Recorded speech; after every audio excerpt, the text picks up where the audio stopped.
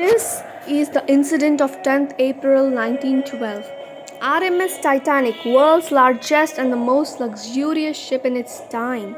It set out on its first trip and it was traveling from Southampton, England to New York. All kinds of people were in the ship, renowned industrialists, actors, as well as immigrants, and there was a lot of excitement regarding this ship among passengers, public, and media. And this ship was commanded by 62-year-old senior captain Edward John Smith.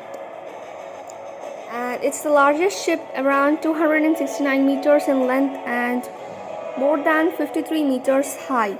And it consisted of stained glass mirrors, ornate wood paneling, two grand staircases, heated swimming pool, a Turkish bath, four restaurants, two barber shops, and a library. Moreover, the kind of safety features that were used to build the Titanic, this ship was believed to be unsinkable. It was a ship that could never sink. White Star Line was the name of the company that built this ship. The vice president of this company was so confident regarding that, he came out in front of public and said that this ship is unsinkable.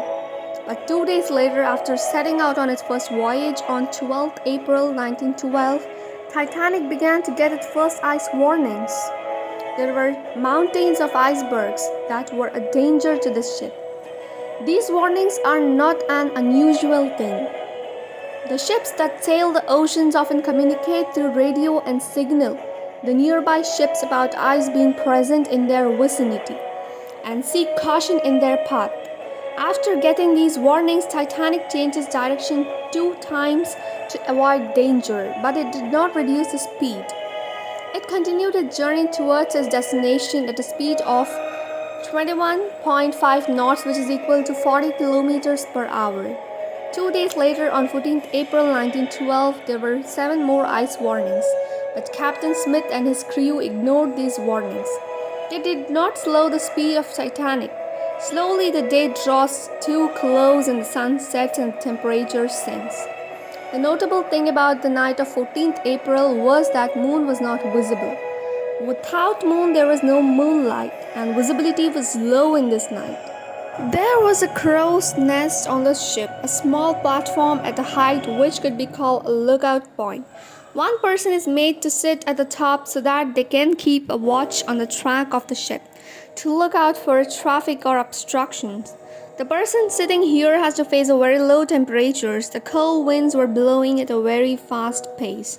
At 11:39 p.m., a man named Frederick Fleet was at the top of the crow's nest and suddenly saw before himself a huge iceberg. He rang the bell thrice quickly so that the people could be alert and steer the ship to the left direction. But unfortunately, it was too late. Just 1 minute later, at 11:40 p.m., the ship crashed into the iceberg. Since the iceberg was so big and heavy, it caused a massive damage to Titanic. A few seconds after collision, the ship's captain Smith and architect Thomas Andrew arrived at the site to see how much damage had the ship incurred due to the impact. When they saw, they realized that the ship would sink. They were completely shocked as they thought this ship was unsinkable. But the impact created by iceberg was on the side of the ship. The double bottom hull provided to be of no use. Water was filling in the ship.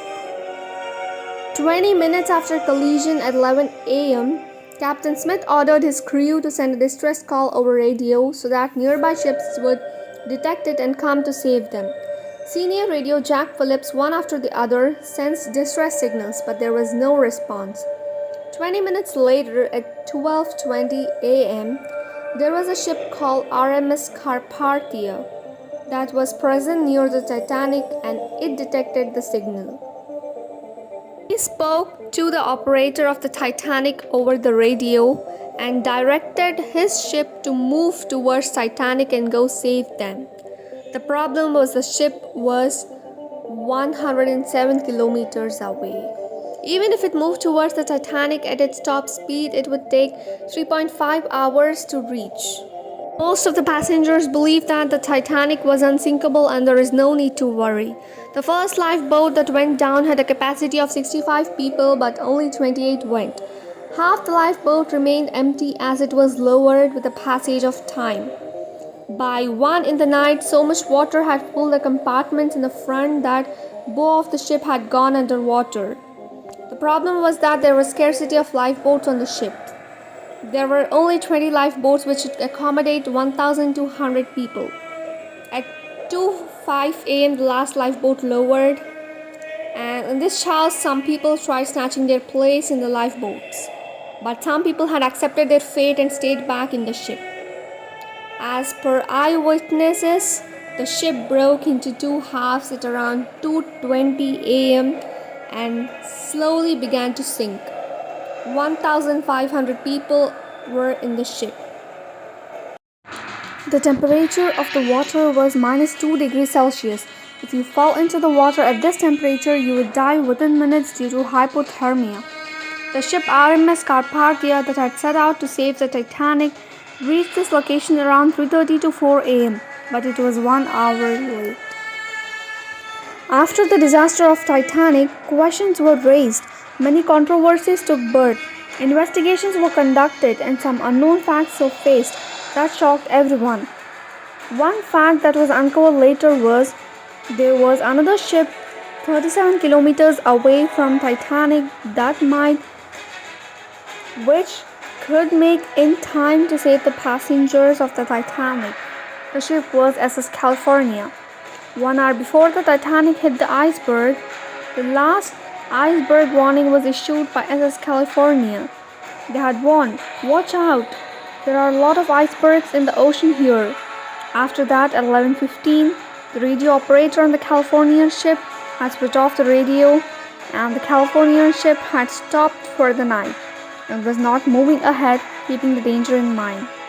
Since the ship had stopped for the night and radio was off, it didn't receive any distress signal. The ship was so close to Titanic and did not come even when the rockets and flares were lit up. It is reported that after 12 a.m., the crew members on the Californian ship had actually seen the rockets fired from the Titanic. They had even informed the captain, Stanley Lord, but the captain insisted that there was no distress signal and took no action. If the Captain Lord of the Californian ship taken the rockets and flares seriously that night, so many people aboard the Titanic could have been saved. Next morning, when they switched their radio on, they received SOS calls from the Titanic, but it was too late then. They only saw the dead bodies floating on the water. But both the inquiries that were conducted in this matter put the blame on Captain Lord of California. But one man cannot be blamed for such a huge disaster. Like the lifeboat example I mentioned, there were not sufficient number of lifeboats because the company that made the ship thought it was unsinkable and the lifeboats were unnecessary. Apart from that, Captain of Titanic had not even conducted safety drills. Safety drill was to be conducted on the day Titanic collided with the iceberg. The next mistake was of Steerman Robert Higgins, who was at the steering wheel that night. When iceberg alarm was sounded, the officer on the deck instructed that the ship should be turned left, but in panic Robert Higgins misunderstood the message and steered the ship towards the right. This caused ship to hit the icebergs. British inquiry also found that Titanic was issued so many iceberg warnings and to proceed with caution. But despite that, the ship was sailing at full speed. Why was it like that? Why did the captain not slow down? There are many theories behind it. A popular theory suggests that Joseph Bruce, the chairman and managing director of White Star Line, the company, the manufacturer, the Titanic influenced Captain Smith and pressured him that the speed of the ship should be maintained.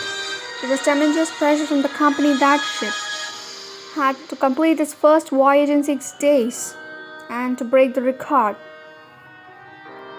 The Titanic was not only the biggest, the most expensive ship, but the fastest ship as well. On 14th April at 2 p.m. when the Captain Smith saw the ice warnings and showed it to Joseph, they should reduce the speed, but Joseph didn't accept it and asked to maintain the speed of the ship.